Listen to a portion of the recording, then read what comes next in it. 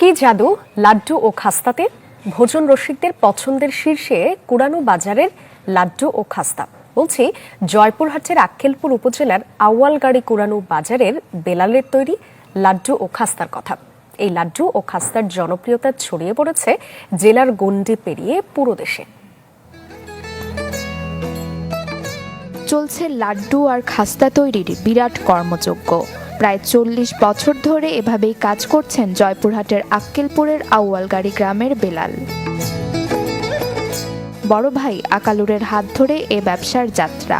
তার মৃত্যুর পর এখন একাই ব্যবসা সামলাচ্ছেন ছোট ভাই বেলাল হোসেন। আল্লাহ দিলে কামাই রোজগার, এখন আগে বহু কষ্ট গেছে না, বহু উন্নতি হয়েছে। আমার এটা ৮-১০টা লোক এখন কাজ করে। এই লাড্ডু ও খাস্তার জনপ্রিয়তা ছড়িয়ে পড়েছে জেলার গণ্ডি পেরিয়ে পুরো দেশে।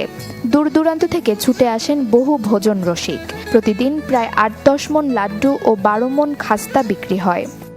লাড্ডু, খুরমা, খাস্তা অনেক সুস্বাদু। অন্য কোথাও এরকম খায়ে টেস্ট পাওয়া যায় না। অনেক জায়গাতে কিনে পাঠাই আমরা, আত্মীয় স্বজন বাসায় গেলে আমরা এই লাড্ডুটা নিয়ে যাই। মাসে প্রায় লাখ টাকা আয় বেলালের।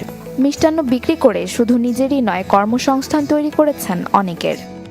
আমার বাড়িতে এবং লাড্ডু বানানোর জন্য অনেক মা বোনেরা আসে, তারা লাড্ডু বানায়। বসে থাকেন এখানে, আসার সময় কাটায়, বানায়, খুব ভালো লাগে। প্রতিদিন সকাল থেকে গভীর রাত পর্যন্ত চলে লাড্ডু আর খাস্তা বিকিকিনি। Desk report, channel 24।